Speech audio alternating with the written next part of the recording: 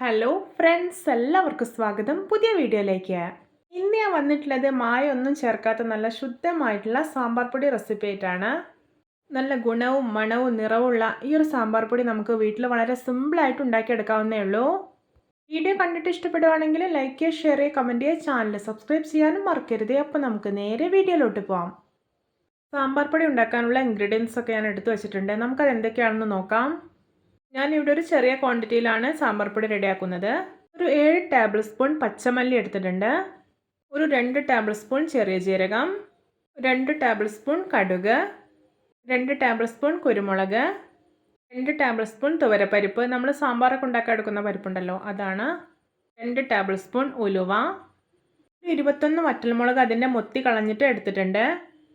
ഇനി വേണ്ടത് 2 table spoon കായപ്പൊടിയാണ്. നിങ്ങളുടെ കയ്യിൽ കായപ്പൊടി ഉണ്ടെങ്കിൽ അതെടുക്കുക, അല്ലെങ്കിൽ മുറിച്ച് ഉപയോഗിക്കുന്ന കായമാണെങ്കിൽ അതെടുത്താലും മതി.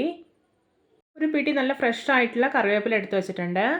ഇനി വേണ്ടത് 2 ടേബിൾ സ്പൂൺ മഞ്ഞൾപ്പൊടിയാണ്. ഇത് വീട്ടിൽ പൊടിപ്പിച്ചെടുത്തിട്ടുള്ള പൊടിയാണ്. നിങ്ങളുടെ കയ്യിൽ പൊടിക്കാത്ത മഞ്ഞൾ ഉണ്ടെങ്കിൽ അതെടുത്താലും മതി. ഇത്രയും ഇൻഗ്രീഡിയൻസ് ആണ് നമുക്ക് സാമ്പാർ പൊടി ഉണ്ടാക്കാനായിട്ട് വേണ്ടത്.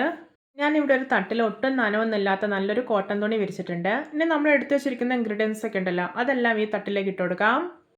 ഇതിൽ ഞാൻ മഞ്ഞൾപ്പൊടിയും കായപ്പൊടിയും കറിവേപ്പിലയും ഇട്ടിട്ടില്ല, ബാക്കിയെല്ലാം ഇട്ടിട്ടുണ്ട്. ഇനി ഇതെല്ലാം തട്ടിലൊന്ന് പരത്തി കൊടുക്കാം. ഇനി ഇതെല്ലാം ഒരു ദിവസം വെയിലത്ത് വെച്ചിട്ട് നന്നായിട്ടൊന്ന് ഉണക്കിയെടുക്കാം കേട്ടോ. ഇപ്പോൾ ഇതാ ഒരു ദിവസം നല്ല വെയിലത്ത് വെച്ചിട്ട് ഉണക്കിയെടുത്തിട്ടുള്ളതാണ്. മുളകൊക്കെ കണ്ടോ നന്നായിട്ട് മുരിഞ്ഞ് കിട്ടിയിട്ടുണ്ട്. ഇനി ഇതിലോട്ട് നമ്മൾ മാറ്റി വെച്ചിരിക്കുന്ന കറിവേപ്പില ഇട്ട് കൊടുക്കാം. ഇനി ഇതെല്ലാം വറുത്തെടുക്കണം. അതിനായിട്ട് ഞാനിവിടെ ഒരു പാൻ അടുപ്പത്ത് വെച്ചിട്ടുണ്ട്. ഇനി ഈ ഐറ്റംസ് എല്ലാം നമുക്ക് ഈ പാനിലോട്ട് ഇട്ട് കൊടുക്കാം. നമ്മൾ എടുത്ത് വെച്ചിരിക്കുന്ന 2 ടേബിൾ സ്പൂൺ മഞ്ഞൾപ്പൊടിയും 2 ടേബിൾ സ്പൂൺ കായപ്പൊടി കൂടെ ചേർക്കുന്നുണ്ട്. ഇനി ഒരു ലോ ഫ്ലെയിമിൽ വെച്ചിട്ട് വേണം ഇത് നന്നായിട്ട് വറുത്തെടുക്കാനായിട്ട്. ഈ ഐറ്റംസ് എല്ലാം നല്ലപോലെ മൊരിഞ്ഞ് കിട്ടണം. വളരെയേറെ രുചികരമായിട്ടുള്ള മായൊന്നും ചേർക്കാത്ത നല്ല ശുദ്ധമായിട്ടുള്ള ഈ ഒരു സാമ്പാർ പൊടി നിങ്ങൾ എന്തായാലും ഉണ്ടാക്കി നോക്കണേ. പിന്നൊരു കാര്യം പ്രത്യേകം ശ്രദ്ധിക്കേണ്ടത്, മീഡിയം ഫ്ലെയിമിൽ നിന്ന് മാറ്റിയേ ചെയ്യരുത്. ഏതെങ്കിലും ഒരു ഐറ്റം കുറച്ച് കരിഞ്ഞ് പോയാൽ സാമ്പാർ പൊടിയുടെ ടേസ്റ്റ് ആകെ മാറിപ്പോവും. ഇപ്പോൾ കണ്ടോ നമ്മുടെ ഐറ്റംസൊക്കെ നന്നായിട്ട് മൊരിഞ്ഞ് വരാൻ തുടങ്ങിയിട്ടുണ്ട്. മുളകൊക്കെ കണ്ടോ ഇപ്പോൾ നല്ല സ്മെല്ലൊക്കെ വരാൻ തുടങ്ങിയിട്ടുണ്ട്. ഇപ്പോൾ കണ്ടോ എല്ലാ ഐറ്റംസും നന്നായിട്ട് മൊരിഞ്ഞ് പാകമായിട്ടുണ്ട്. ഇനി നമുക്ക് ഫ്ലെയിം ഓഫ് ആക്കിയിട്ടത് തണുക്കാൻ വേണ്ടി മാറ്റി വയ്ക്കാം. ഒരു ഐറ്റവും കരിഞ്ഞ് പോകാതെ നല്ല പെർഫെക്റ്റ് ആയിട്ടാണ് വറുത്തെടുത്തിട്ടുള്ളത്. ഇതുപോലെ വറുത്തെടുക്കണേ.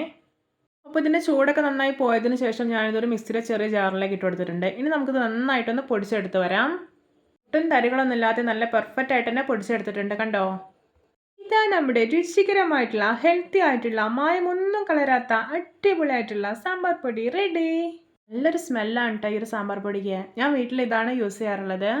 അപ്പോൾ എല്ലാവർക്കും എൻ്റെ രുചികരമായിട്ടുള്ള സാമ്പാർ പൊടി ഇഷ്ടപ്പെട്ടെന്ന് വിചാരിക്കുന്നു. നമുക്ക് ഇനിയും ഇതുപോലെയുള്ള വെറൈറ്റി വീഡിയോകളായി വീണ്ടും കണ്ടുമുട്ടാം. Okay, bye bye.